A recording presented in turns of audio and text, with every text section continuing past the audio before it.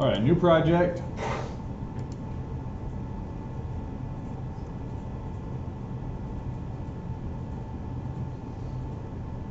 We will start with an empty project, same as before. Make sure you're on C++. Empty project, make sure you put your name here. I'm going to call this Snake Game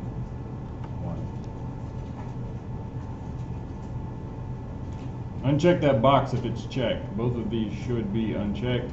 And then of course you want your project to appear somewhere you can find it. I don't want mine there.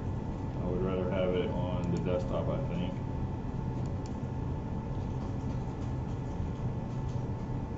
You don't want it on the C drive, you want it on the T drive. Or you can run it off the flash drive, but it will be slower.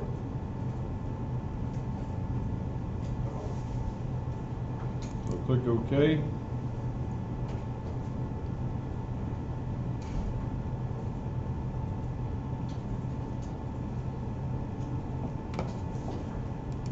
Now we'll add a source file. It's all pretty standard so far. Go ahead and call this main.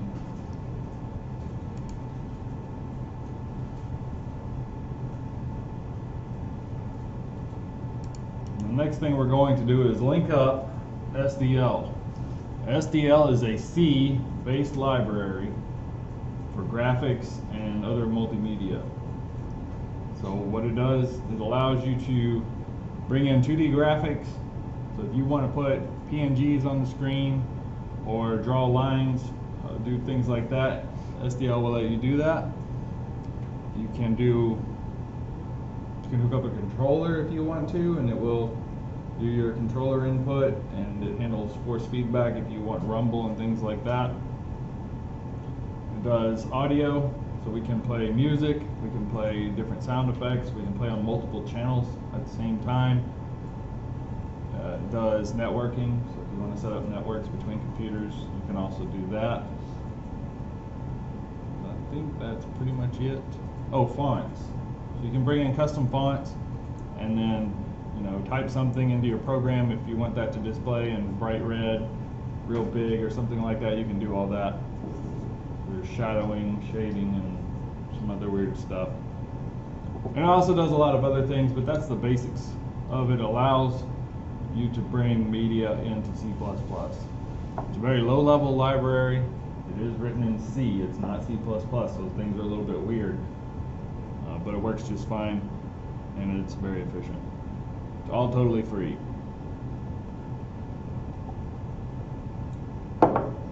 So if you want to get it for yourself, you can. I recommend just copying what we have here. If some of the students enjoy working with it, if you want to go crazy with it and market something out of there, you can, and you owe them nothing. They don't. It's totally free, open source stuff. Anyways, here we go. Properties. This is how we link up the library. Now, I've already put it on the computers. Hopefully it's there. The first thing we're going to do is go to the C++ directories here. And then you're going to include directories. That's the second line down. You click on that. Click on this arrow. Click on edit. Click on the little folder up here. Click on the ellipses. Make your way to the C drive, and you're looking for SDL2. Mine is not here. Amazing.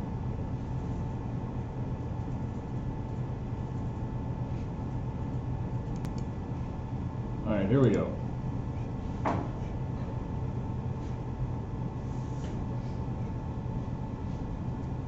You should have an SDL2 folder here on the C drive. You want to double click on that, and then you will click on include, select folder, click OK. The next thing you want to do is expand the linker here and go to input. Do we go to the library too? Do we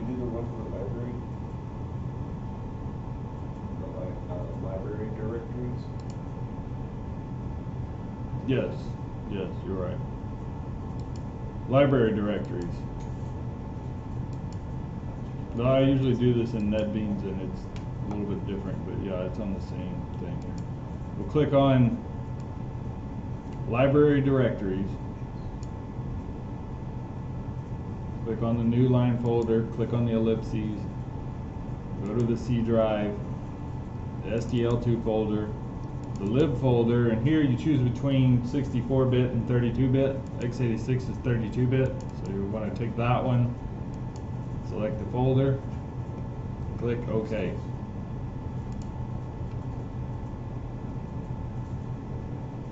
Now we go to the linker. After you expand the linker, click on Input, and we'll go to Additional Dependencies up at the top and edit that. And here you're going to type sdl2 main.lib, sdl2.lib, sdl2_image.lib.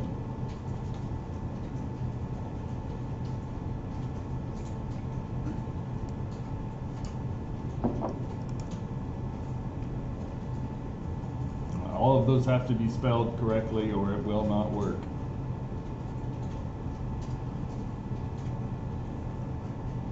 This gets you, like these two are required, the top two are required to do anything. The image one allows you to bring in photos, PNGs, and things like that. So this is a little bit of an extra. Now if you want audio, you'll add sdl2_mixer.lib. And if you want fonts, you'll do sdl2_TTF, that stands for True Type Font.lib.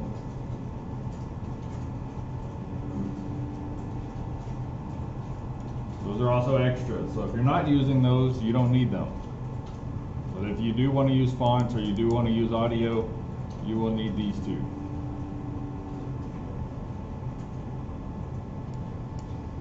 So click OK there. Now let's go to System, Subsystem. We'll set this to console. You can set it to window if you don't want a console. But the console is good for debugging. So if you want to do cout statements in your code to kind of help you track down bugs, that's a very common approach. So the console can be useful. Alright, I think that is it for our setup.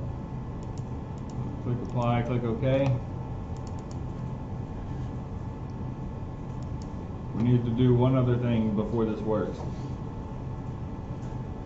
for setup. So right click on your project and then open folder in File Explorer. Second option from the bottom. Okay, this is going to pop up right here. You want to make your way to that same directory. Go to your C drive, go to SDL2, go to the lib folder, and go to the x86. Click on Type up here at the top, and when you click on Type, it's going to bring all the DLLs to the top. You want to grab all the DLLs all the way through zlib and copy these guys. And then you can click the back button 3 or 4 times until you get back to your project and paste.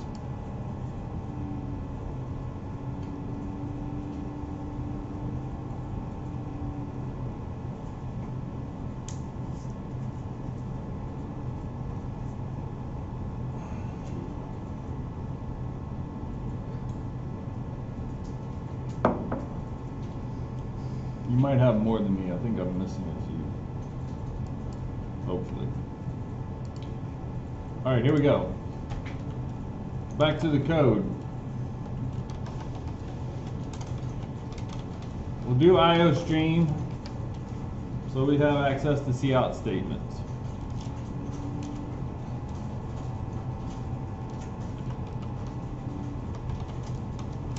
And then we'll do sdl.h. That gives us access to the main SDL library. And we'll go with that for right now. We'll come back and add more later, but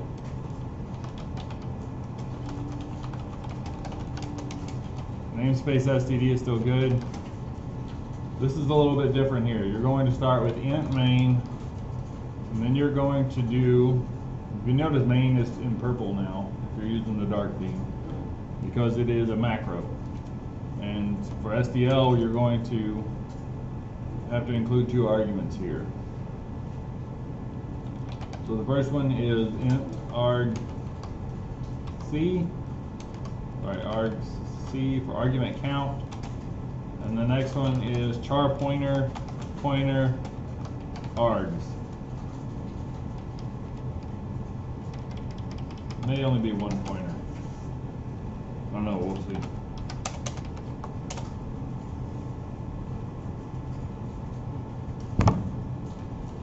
And then you have to put return 0 here because this is C code now. You can still use your C++, but SDL itself is in C. So return 0 is required.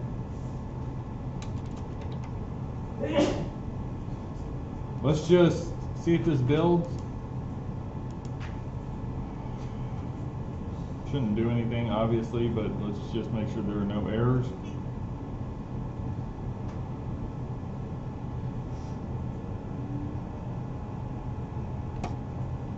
Okay, I have an error. Let's see what I did wrong. SDL2 main lib.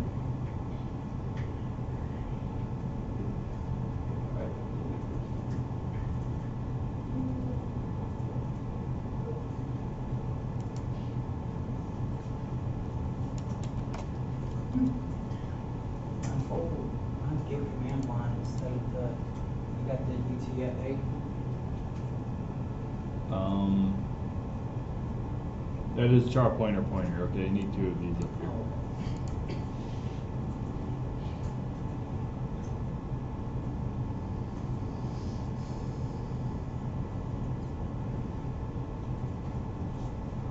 That should succeed.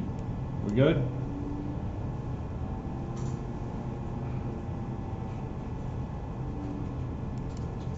And then if we run it, it shouldn't do anything, but if it runs, we're good.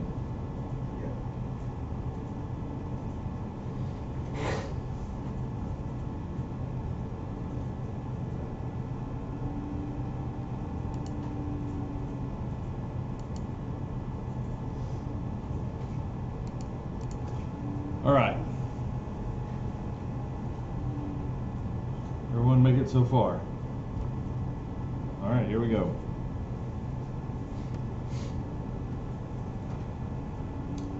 The first thing we want to do is initialize SDL, so we're going to run a function called SDL init.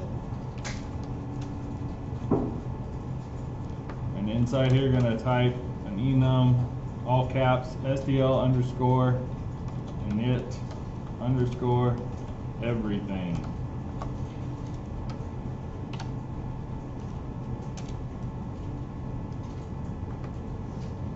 And that just sets up everything SDL needs to work. Then we're going to create a window. So to draw graphics, you need your own window. You don't want to draw in the console. It doesn't support drawing really. But you can create your own graphics window. So SDL window pointer, and I normally just call it win, equals SDL underscore create window.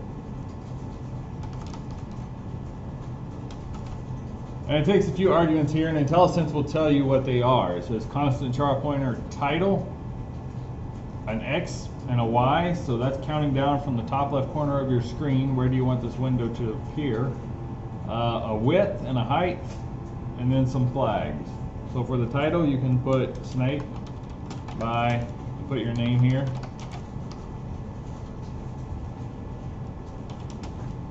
Comma, X and a Y. So there's a few macros or a few enums that will put it in like the center. You can do SDL underscore window position. It's window POS underscore. And you can see down there what IntelliSense pulls up. You can do centered, You can do undefined, and undefined just puts it wherever it thinks it should be. And for the Y, you can do the same thing. I'm going to push enter. You don't have to push enter. I'm pushing enter so it stays on one screen because I'm zoomed in a little bit. That's totally optional.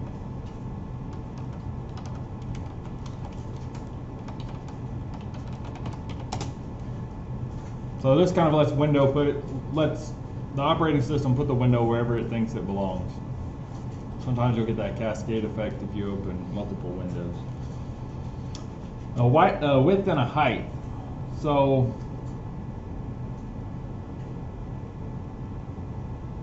if you want like 720p or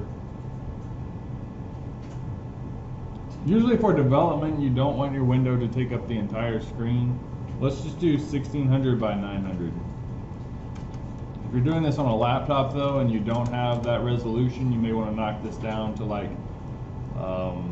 1360 by 720. That's a common resolution. We'll go 1600 by 900 for now. And then for flags, we're just going to put it null.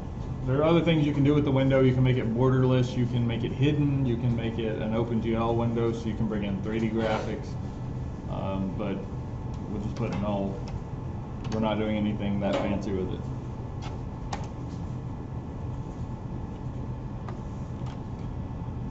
That should get you a window.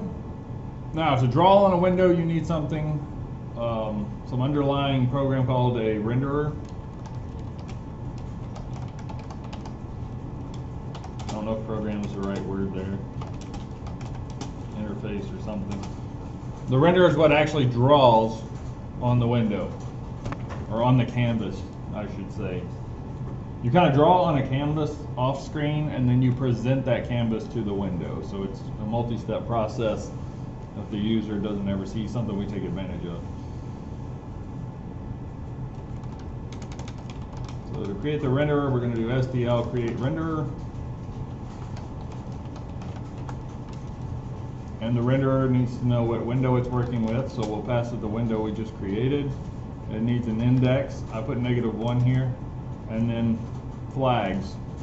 There's lots of flags here, but we'll do SDL renderer _ accelerated. And that tells that we want to use the GPU to make this as fast and smooth as possible.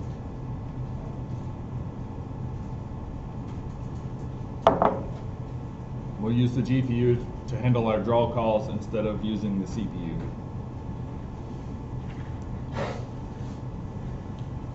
So there's our renderer. And let's run this, and you should see a window pop up, but it should just go away immediately. And the reason why it goes away is because we hit return 0 and that ends your program. So if you want to hold this window open, we need a little bit of a loop. Let's create a bool called running. We'll create a main loop here.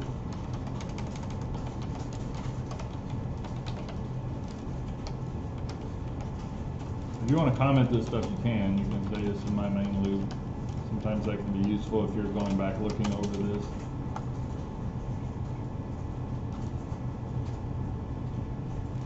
And I like to close the main loop with a comment, because we're going to have several closing braces down at the bottom here, and we want to know which one's what. Sometimes that can be helpful.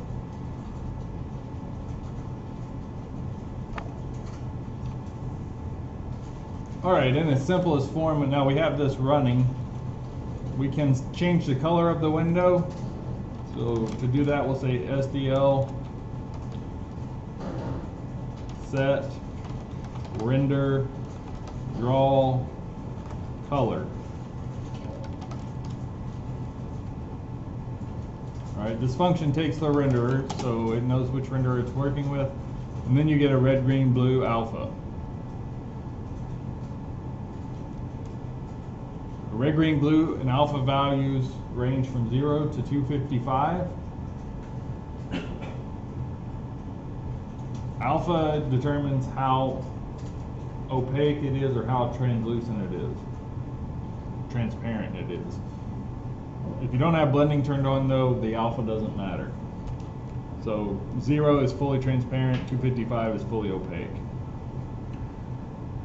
Alright, so what color do you want your window to be? So the background, if you pick a color here, if you wanted it fully red, you would do like 255, 0, 0, and that would be eye blinding red. And we'll do 255 on the alpha. This is generally bad. Normally you want to go with like a dark gray. And I say go with dark gray because later on when you're bringing in images, if they're not loading correctly and your window is black and your images are black, you don't know if your images are there at all. But if it's dark gray, you might be able to see something. So in general, you choose dark gray, that's 10, 10, 10. But if you want to see some color, go ahead and change one of these numbers, make it 100 or something, 200, and you should see, nope. Alright, also you'll notice if you click on the X of the window, it does not close, you have to close the console. So what I forgot here, SDL, render, present, and you pass it to renderer. That will show the canvas that's behind the scenes, the canvas that we draw on, that will present that to the window. I still forgot something.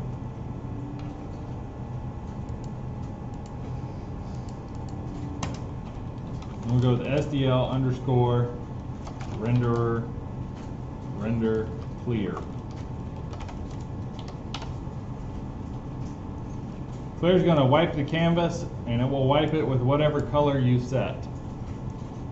So we set the color, we clear the canvas, we draw it, we loop, rinse and repeat. Now you should see a dark blue if you got the same numbers I do.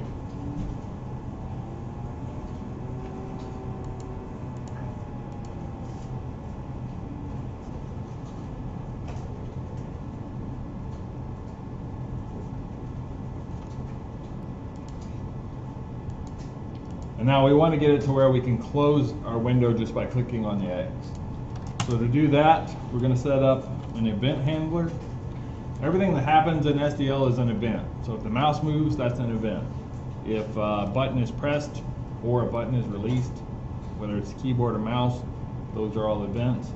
So we'll set up an event handler to handle the events, and that will allow us to close the program. SDL underscore event. I just call it E. And you're going to set up another loop. So while SDL underscore poll event.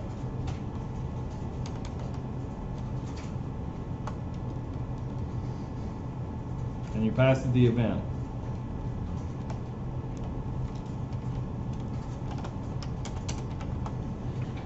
Now, since there may be multiple events within the main loop, I could move my mouse and be pushing a button on the keyboard at the same time. They kind of stack up in there. And so this loop is going to go through the list of events that happened and handle them accordingly. But you have to tell it what you want it to do for any event, any given event. So to do that, we set up a switch. We'll base it on the type of event. So e.type, and there are several different types. And you can look all this up in the SDL wiki if you want to know what all events are available. But the one to get this to close is the SDL quit. Sorry, that's a case. We're in a switch. Case, SDL quit.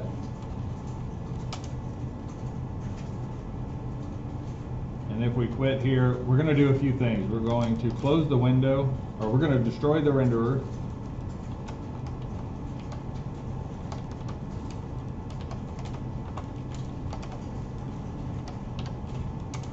We're going to destroy the window.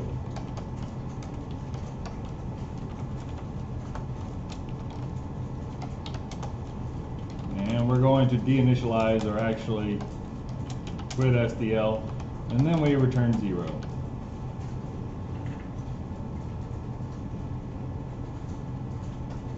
And that shuts down everything all clean and proper. So the quit event is when we click.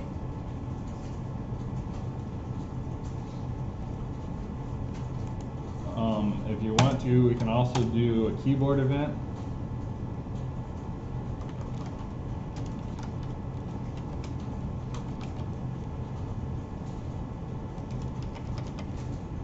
So we can do key down or key up.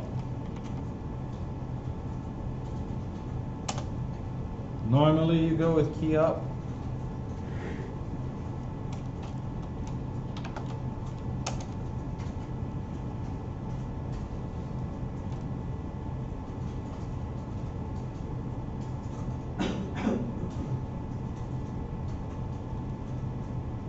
And then I will say if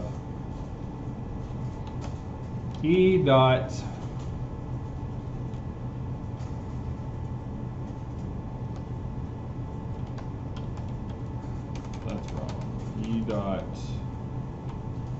key dot keysim dot scan code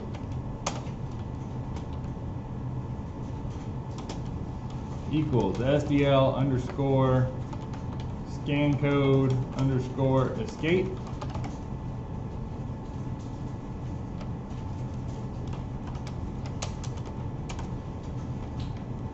And basically it'll copy everything we did up above there.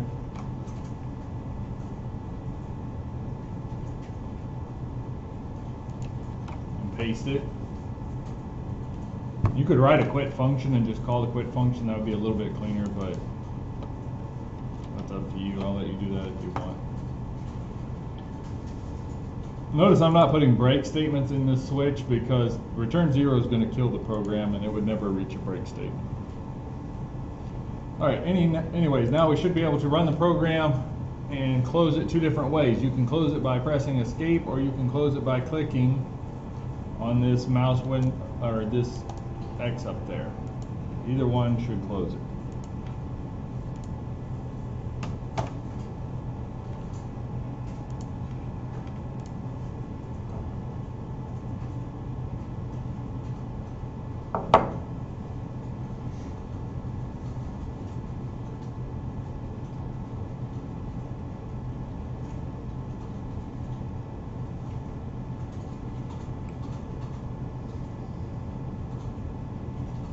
So far, so good.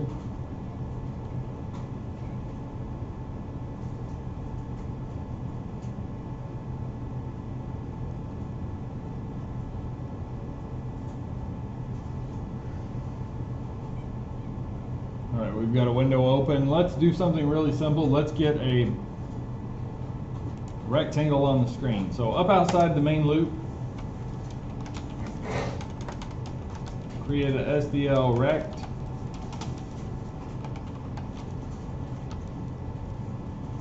Okay, SDL rect is a structure for a rectangle. A rectangle has an X and a Y position, and that's going to be the top left corner. And then it also has a height and a width. And so if you want to know what that is, just hold down Control and click on that structure, and it will show you the structure. X, Y, width, and height in that order. Go back. And you can initialize this all at once here like you would any other structure. You can say X and a Y. Let's say we're 100 on the X, 100 on the Y. These are pixels. Coming down 100 pixels, coming over to the right 100 pixels. A width and a height. Whatever you want to do here. You can put hundreds here as well. Or to make it weird, we'll do a 60 at the end. Whatever you want your width and your height to be. Set that right there.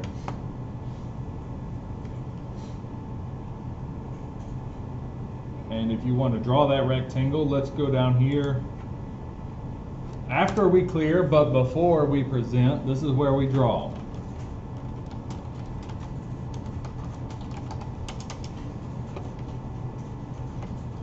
Now, if we draw before we clear, the clear will wipe it out and you will never see it.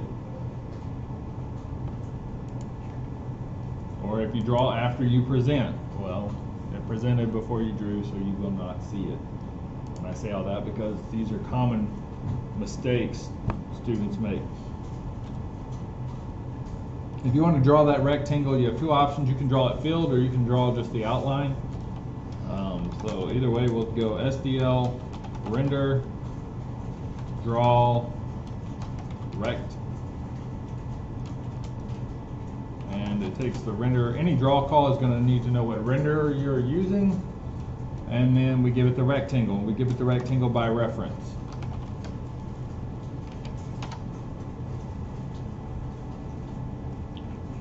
What color is the rectangle going to be?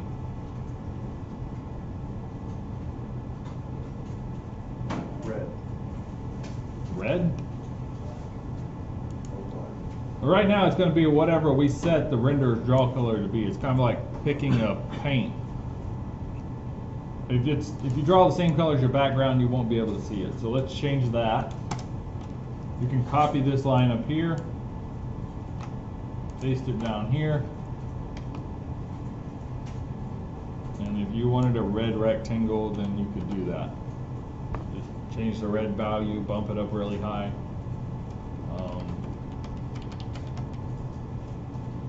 And then run the program, you should see a red rectangle.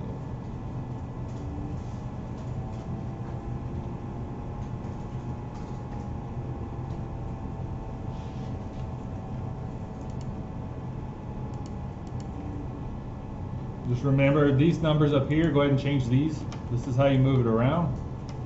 Don't move it off the screen, but move it around a little bit. Make it a different size if you want to.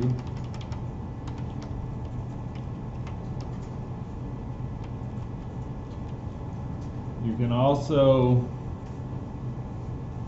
instead of draw rect, you can use fill. That would give you a solid rectangle.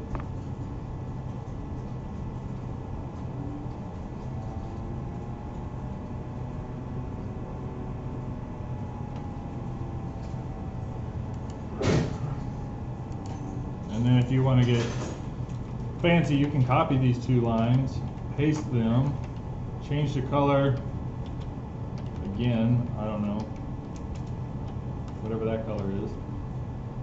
And then we'll do draw. So what do you expect to see here? What have I just done?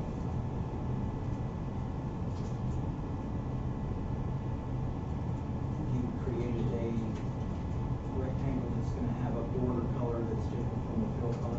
Right, I put a border around it. You can't really see it very well. I don't know if it carries through land school or not. I can barely see it, but it's there.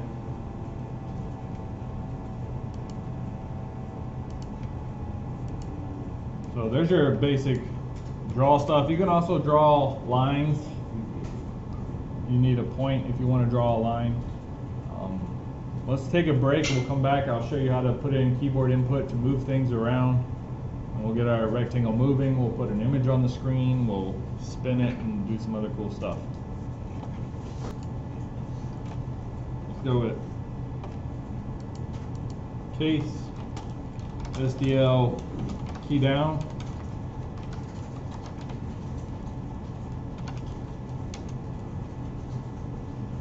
And then normally I don't put braces on my case statements, but we're going to put braces on this one. It's just going to save us a lot of typing. This up here is the key that was pressed. I don't want to write that every time. So kind of shortcut that, I'm going to say auto key equals key.key.keysim.scan code. That kind of just shortens that up to the word key. Does everybody know what auto is? Assign it a value, not a value, but like a Data type. I don't know what data type this is. Alright, and so I can be lazy. Instead of looking it up, I can be lazy and just type auto there, and the compiler will figure it out for me.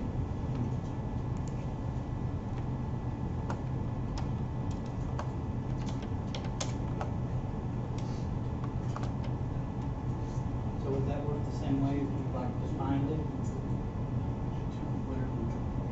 If I did a pound define, Yeah.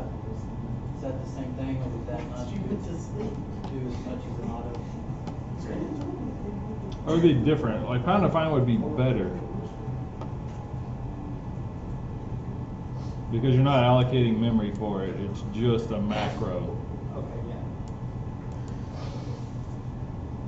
So yeah, I guess you could do a macro It's, here. it's whatever, I was just wanting to know if it was the same thing, because that's what I do at home, so I was wanting to know if that's runs about the same way.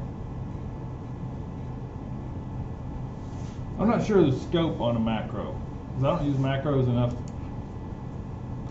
Like if I did this as a macro,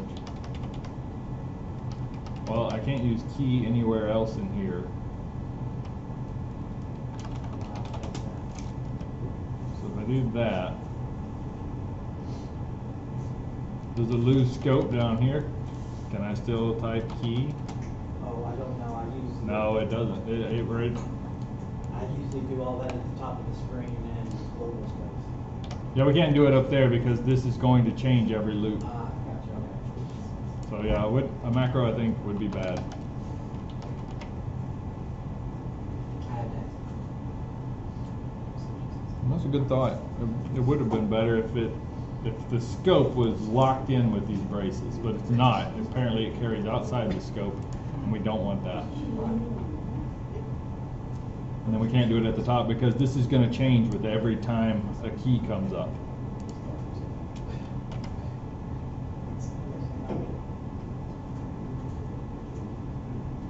All right, so with that, we're going to write if statement. So if key equals SDL underscore scan code, and then whatever key you want to use here. So we could do up. If we wanted to use arrow keys, you could do up. If you want to use the WASD keys, you could do that. All right. And let's just say we want to move our rectangle up one if we press up on the keyboard. How would we do that?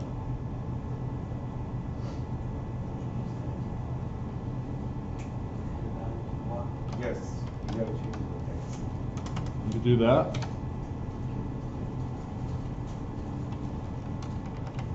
I'll copy this if statement and paste it, and we'll change up to down. We'll change plus plus to minus minus.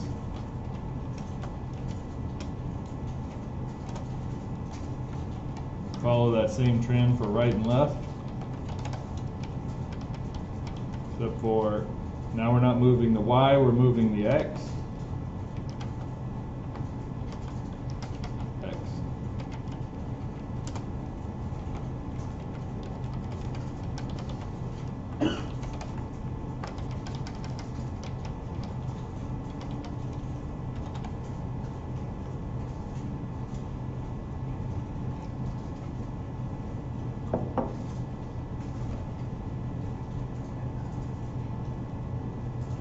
So let's see if that works. Let's see if we can move our rectangle around.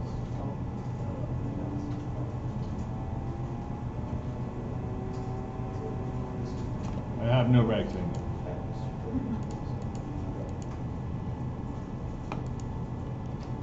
I'm going to add a break statement down here. That's not the problem, but I'm going to put it there.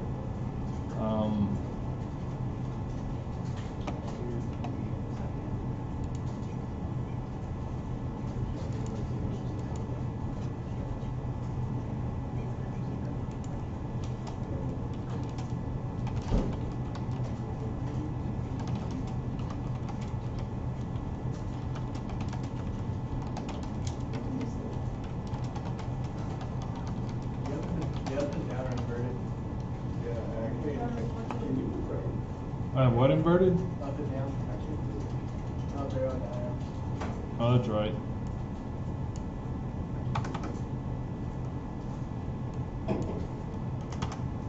That's not why my rectangle isn't here though.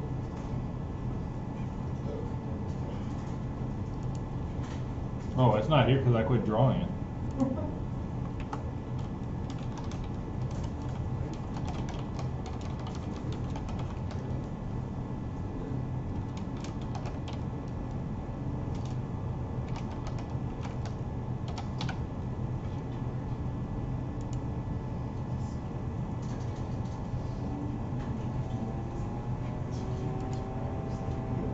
Still not there. Oh, I need a different draw color. Everything I said a minute ago.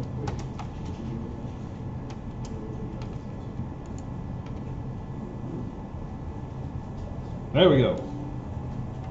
Alright, now if I push right or left, it moves. But there's a delay. It's just like when you're typing. You know, if I push the letter D and I'm typing, it doesn't just run away with the D. There's a brief pause and then it will repeat. And that's the same behavior we're getting here. You get that? If you push and hold up, down, left, right, or whatever, it will move, but there's a delay. You get a delay? If I just push it and hold it, it moves once and then it delays. And then it goes, and that's really bad for gameplay. Right? You want instant response.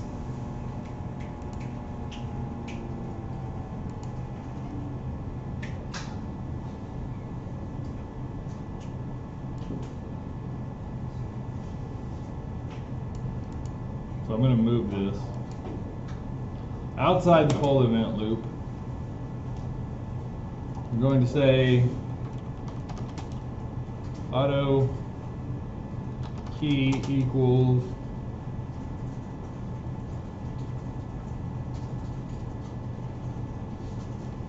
trying to remember what this is.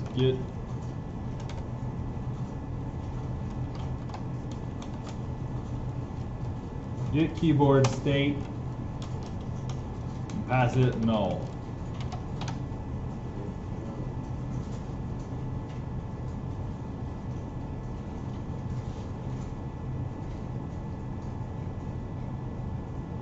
And then I'm going to copy all these if statements. Actually, I'm just going to cut them. With the break statement as well? No. I'm going to scrap this. I'm going to scrap that whole case. So we don't need a keyboard case out.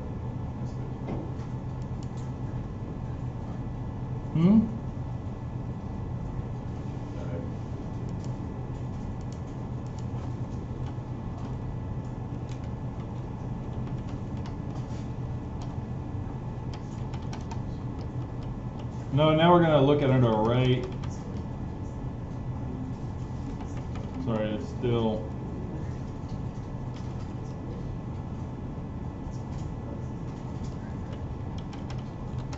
That's right. No, I tried it that way, and students ask, hey, why don't we do it that way? And that's why, because you get that delay in there. So if you want the delay in there, like if you're doing like custom typing, you know, you've got your own font rolled in there and you want keyboard input and you don't want to do it in the console, you want it in your graphics window, you can use this and it works great. But if you're looking for gameplay and you want immediate response and no delay, you've got to get out of the event loop. This does something similar. This checks the entire state of the keyboard, and every key is either up or down, and that's a 1 or a 0, and it stores all that information in an array. And then we can use our scan codes. It will go to that place in the array and check that key, and you'll get a true or false. So now try it.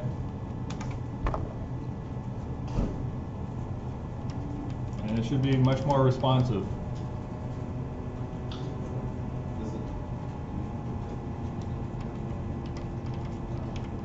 Where's the break at?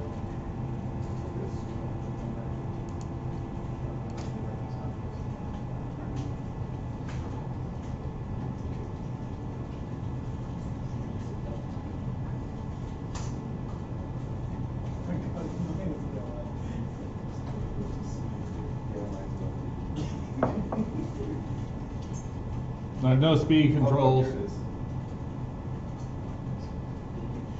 Can we control the speed? Okay, we'll change. Let's add some speed control here.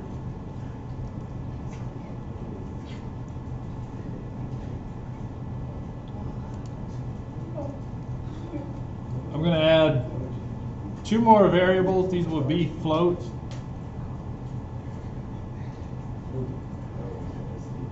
And you can put these in main or you can put these up in global space. For this program, it's not going to matter, but float delta equals 0.001, float current equals 0.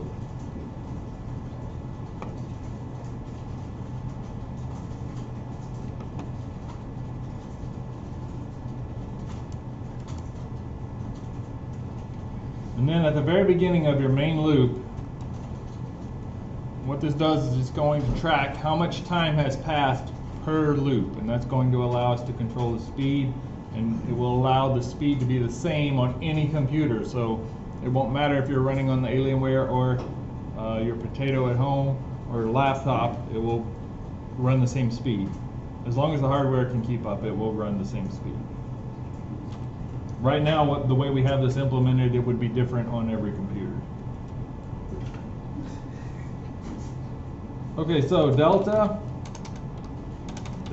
equals SDL get ticks, and get ticks returns how much time has passed since your program started. You want to put that in parentheses, minus current. So we'll do subtraction. That will tell us how much time has passed per loop. And then you divide this by 1,000.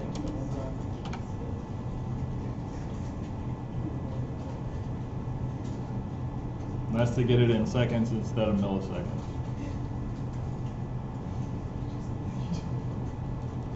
And then current, to set this up for next pass, equals SDL get ticks.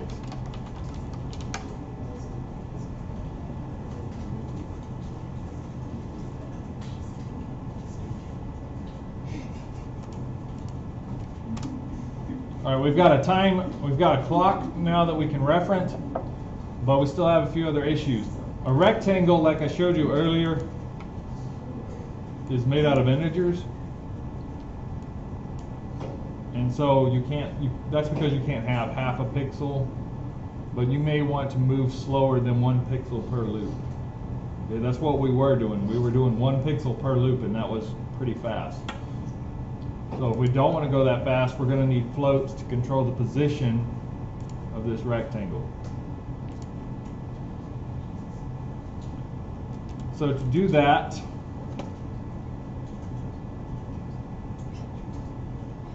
I'm going to go up here and add our vector structure.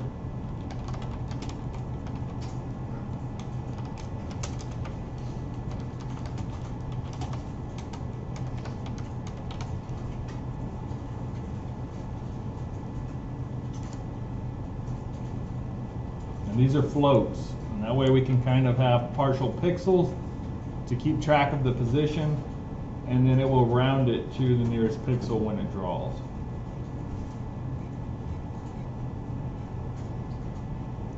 Okay, to make this work, instead of adjusting the rectangle, we're going to adjust a structure. Let's set up a structure here, V2D position.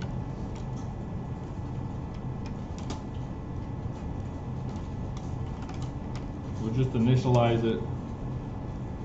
Actually, we'll initialize it with our rectangle. So rectangle.x and rectangle.y.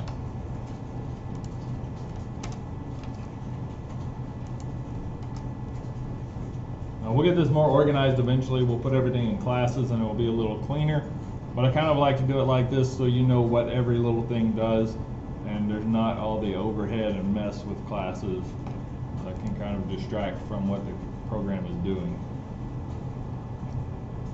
So we've got a position. These are 2 floats, and that's what we're going to change. We're going to change the position instead of the rectangle.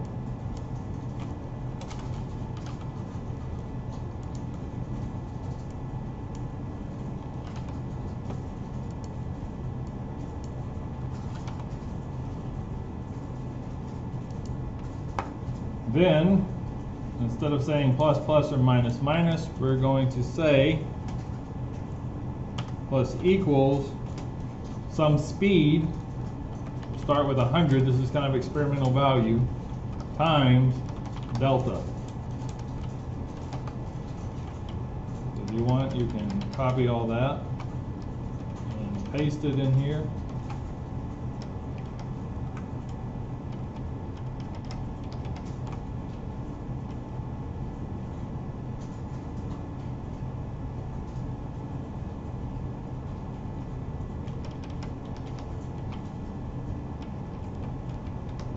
Should alternate plus minus, x and y.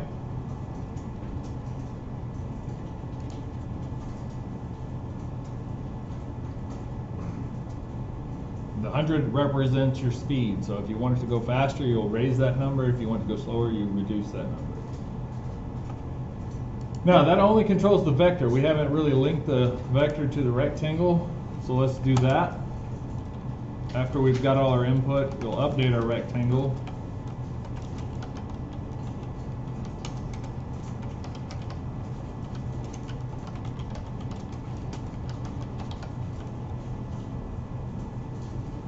And these are integers, these are floats. So what it's going to do, it's going to round that float to the nearest integer, and that way it can draw it. You run that, should get smooth motion. I got my X and Y, or I got my up and down mixed up again, but now I've got smooth motion. And try pressing multiple keys at once if you want to. And the speed is controlled. And you could do the same thing with the height and the width. If you wanted to put in keys for those, I'm going to change my up and down here because I don't like it being backwards. And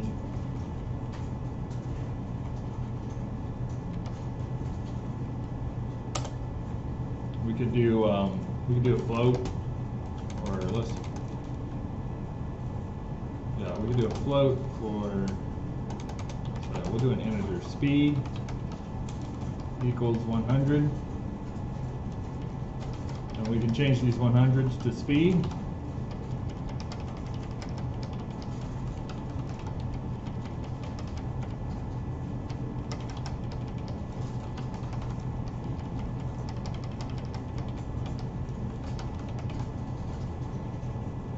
And then if you wanted to, you could do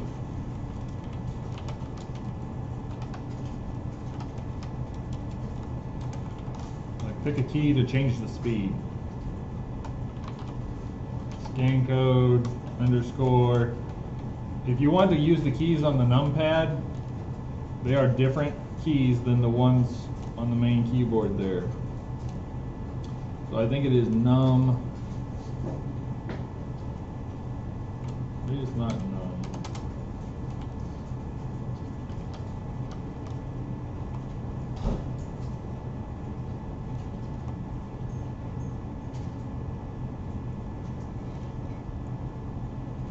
Okay, KP.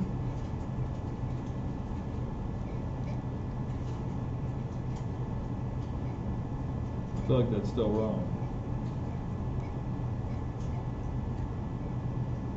Yeah, it's actually got one too wrong.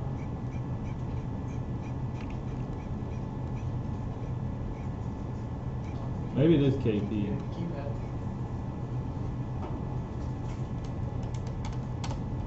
If we go KP underscore,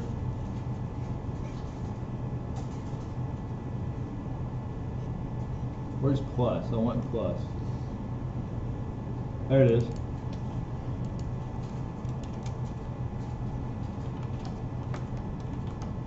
And then I can do speed plus plus.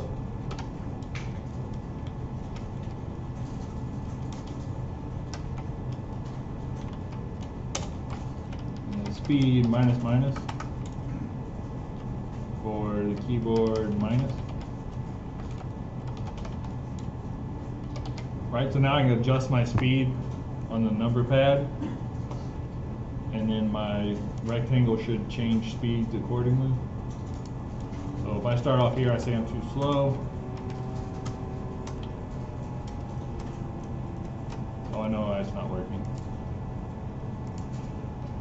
It's not working because I'm reinitializing it right here. If I want to do a quick and dirty fix on that, I can make this static. That way it's only initialized once.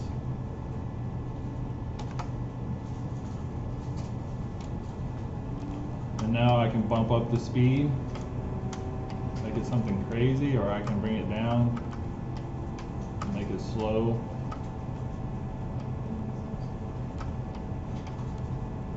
I made it so slow it went backwards.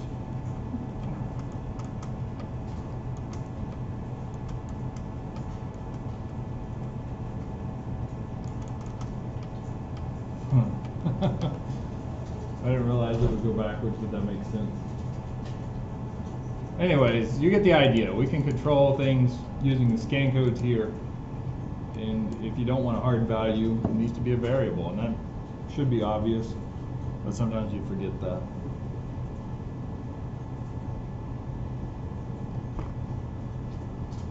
All right, what else do we need to do? Let's bring in an image. So I will give you guys a few minutes while I go get a refill to find an image that you want to bring in. It needs to be a PNG. No, SDL supports JPEGs, bitmaps, PNGs, and I think there's a couple others. The reason you want to use a PNG is because PNG supports transparency. So if you don't want that white background behind the image that you're bringing in, it needs to be a PNG. JPEG does not support a transparency. Bitmaps are not compressed. So BMPs also don't support transparency, but they're also not compressed, so they're very large. So PNG is the ideal image format. All right, image in the folder.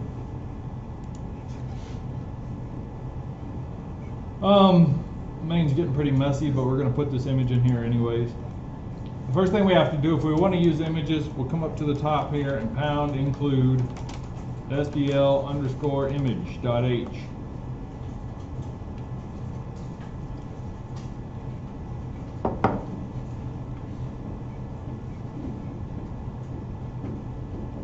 And then above the main loop,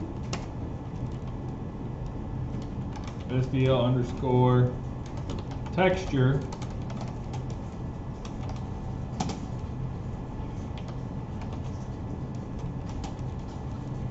pointer, and you can call it whatever you want, equals img_load texture.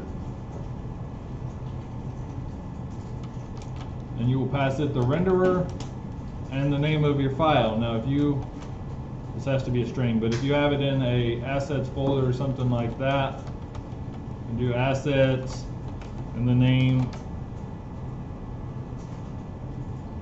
of your image. You do need to use a / here because a backslash is an escape sequence.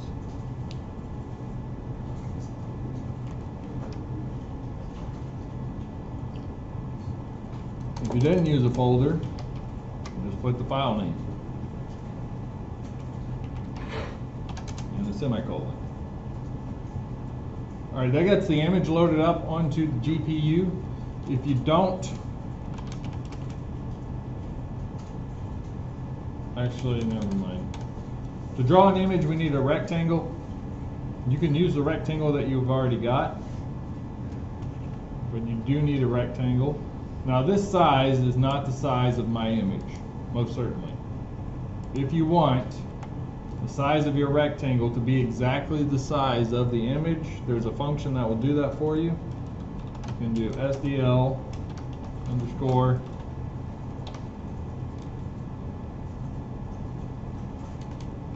Why is it being weird? SDL_query texture.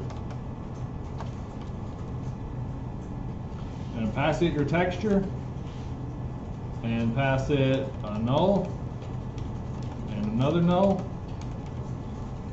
and then it needs a width and a height. And so you'll pass it your rectangle dot W and your rectangle dot height. Those have to be by reference.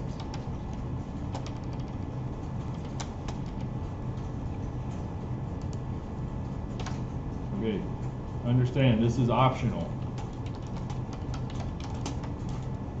The other option is you can set your rectangle just like we did up here to whatever size you want this image to be, and it will stretch it, or it will squeeze it and compress it, and you can do it this way. So you can say rec.width equals 100 and rec.height equals 100. Or something, whatever you want the image size to be, and this is option 2.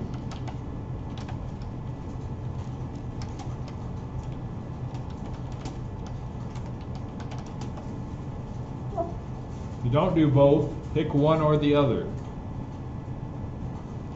If you're okay with your image size, you might want to use this one. But if you need this rectangle to be a specific size, use option 2. I'm going to comment that one out. I'm going to use the image size because I know my image is small. Now some of you may have picked some 4K texture and it won't fit on your screen. In that case, you probably need to use option 2.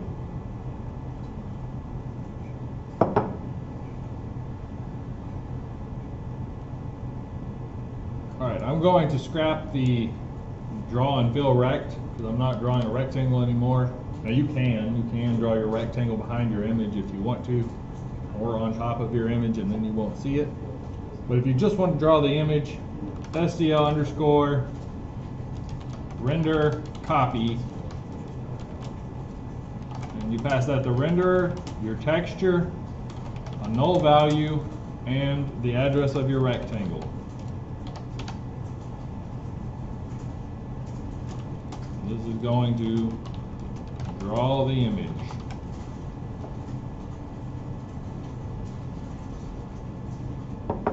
Hopefully.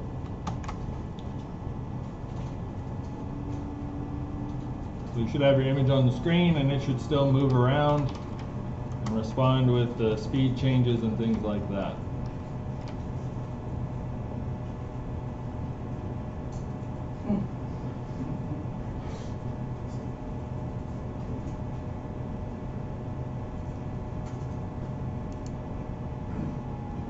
Is too big, clear texture may not be the way to go. You may want to come back here, comment that out, and specify how big you want it to appear on your screen.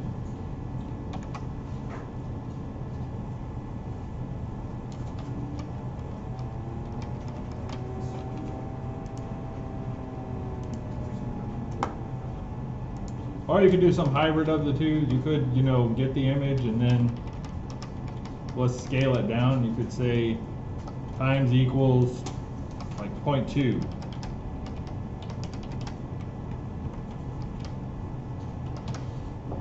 And so, it'd be like 1/5 the size of the original. Tiny little b there. But it's still proportional this way. It's proportional to the original image. Or, you get rid of the points if you want, you can double it.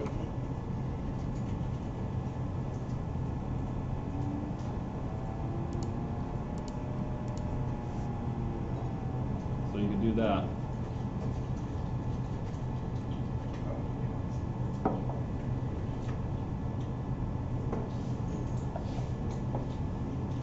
Any questions?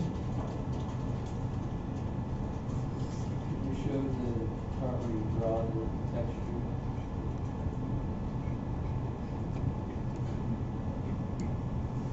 That's that line right there. After you clear, but before you present.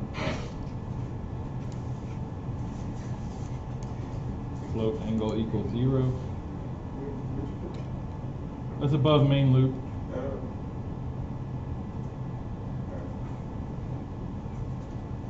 And then we'll add key commands to rotate the image. So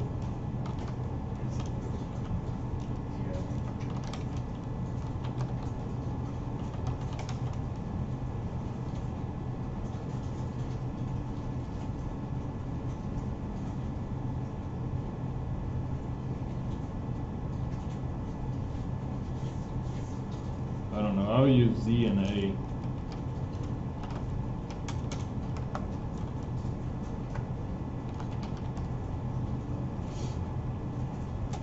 And you can do this based on speed, or you can just hard code it. You can do a plus plus or minus minus, and if that's too much, then you can come back and say, you know, plus equals speed, or you can hard code a speed. Something like that if you want to do it that way.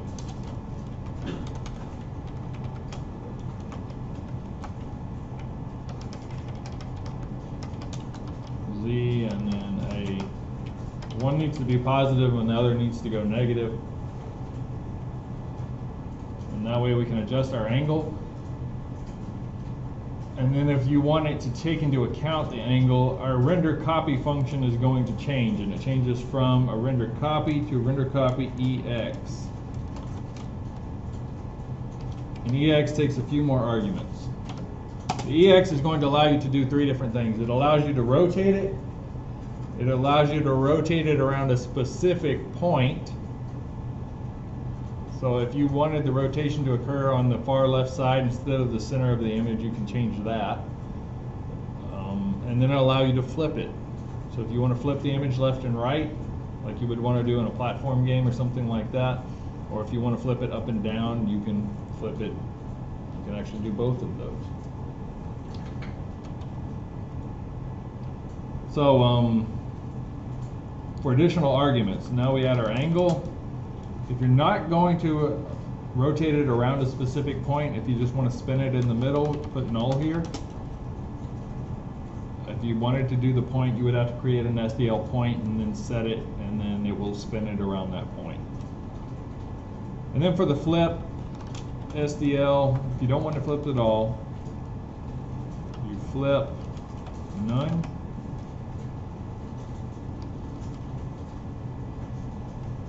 But then if you did want it to flip, you could do a horizontal. I can't spell.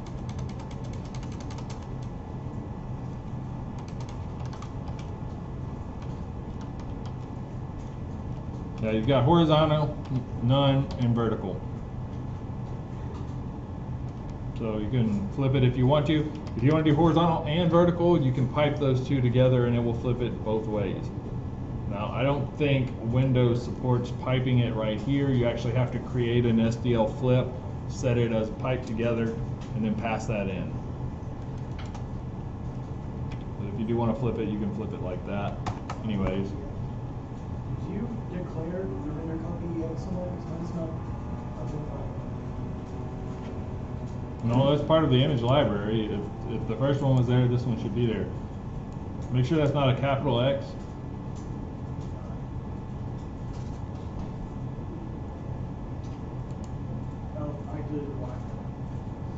Make sure there's a Y. Anyways, now you should be able to move around just like before, and then A and Z should spin it. I don't know why I picked A. I should have picked X.